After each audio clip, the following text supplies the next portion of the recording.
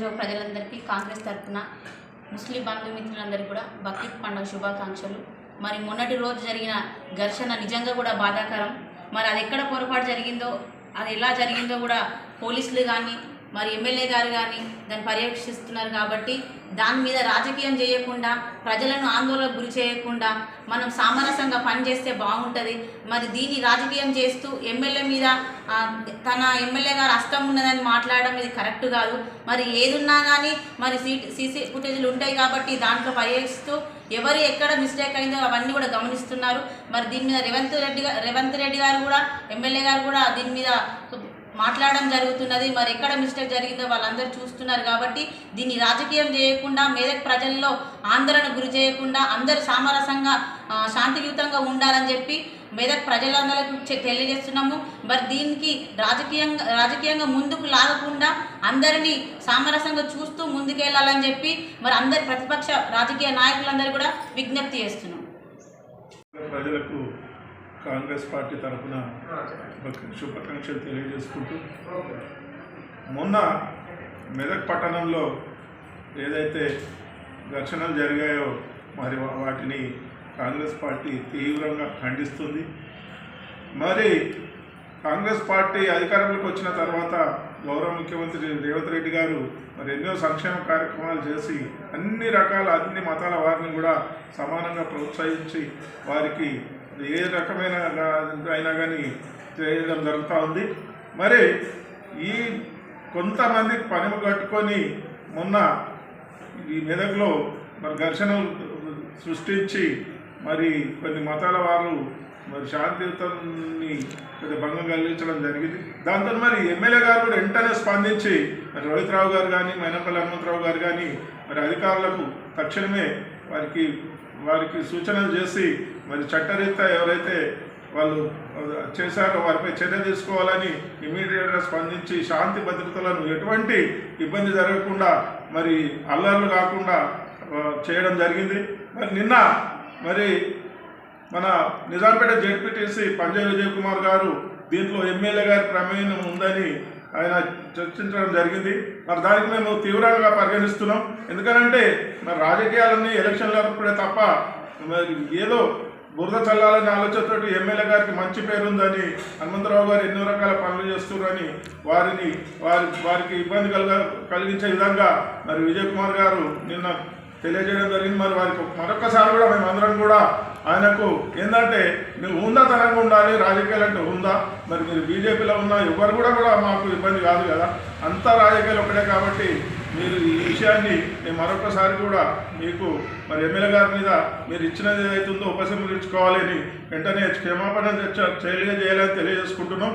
మరి అలాగే మరి కాంగ్రెస్ పార్టీ అన్ని విధాలుగా కూడా ముస్లింలకు కానీ హిందువులకు కానీ అండగా ఉంటూ ఎప్పుడైనా కానీ ఎమ్మెల్యే గారు కూడా ఏదైనా వెంటనే స్పందించి మన రోహిత్ రావు గారు నియోజకవర్గంలో పర్యటించి అన్ని రకాల ప్రజలను మరి తన కడుపులో పెట్టి చూసుకుంటారు. కాబట్టి ఇది చాలా దారుణమని తెలియజేసుకుంటూ మరి వారికి ఏదైతే వీరు వాళ్ళ మీద మా మీద విమర్శించారో అది తక్షణమే ఉపసంహరించుకోవాలని తెలియజేస్తూ జై కాంగ్రెస్.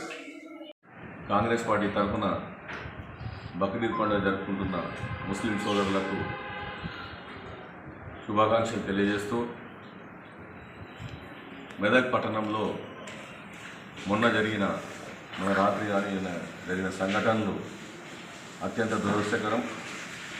ఎందుకంటే మెదక్ అసెంబ్లీ నియోజకవర్గంలో అన్ని పట్టణాల్లో ప్రశాంత వాతావరణంతో ప్రజలు జీవిస్తుంటారు. ఇప్పుడు కూడా ముఖ్యంగా కాంగ్రెస్ పార్టీ ఎప్పుడు కూడా ప్రశాంతతను, ప్రేమతత్వాన్ని బోధిస్తుంది తప్పితే ఏ కులానికో ఏ మతానికో ఏ వర్గానికో కొమ్ము కాసే పార్టీ కాదు.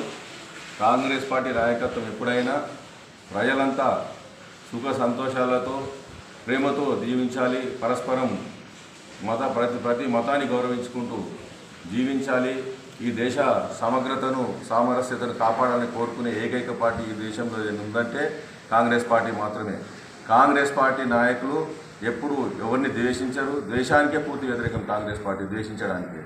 అటువంటి పార్టీ నాయకుల మీద పనికిరాని ఆరోపణలు చేస్తూ కొంతమంది బీజేపీలో నిన్న మొన్న చేరిన నాయకులు, బీజేపీ పార్టీ నాయకులు ఈ నియోజకవర్గంలో బీజేపీలో ఉన్న కార్యకర్తల నాయకులు కూడా సాధ్యమైనంత వరకు 99% మంచి వాళ్ళే ఉన్నారు అందులో కూడా.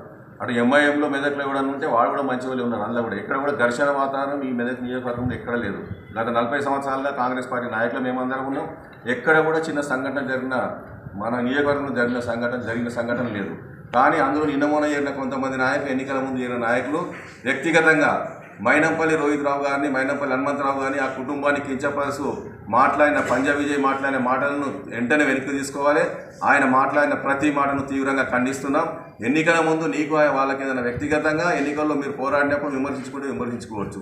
ఎక్కడ మల్కాజ్గిరి నియోజకవర్గంలో ఎన్నడూ కూడా మత కలహాలు జరగలేదు. అది ఫస్ట్ ఎంక్వైరీ తెలుసుకొని మాట్లాడు. మా విజయ్ కుమార్ ఏదైతే మాట్లాడిండో బేషరతుగా రోహిత్కు క్షమాపణ చెప్పాలి, హనుమంతరావు గారికి క్షమాపణ చెప్పాలి. నీకు పదే చెప్తున్నాం, ఏ బీజేపీ నాయకుడు కూడా దేశపూర్తంగా ఈశపూర్తంగా మాట్లాడలేదు. కేవలం నువ్వు పార్టీ మరి చేరిన నాయకుని మాత్రమే నువ్వు మాట్లాడినావు. అవి విడ్రా చేసుకో.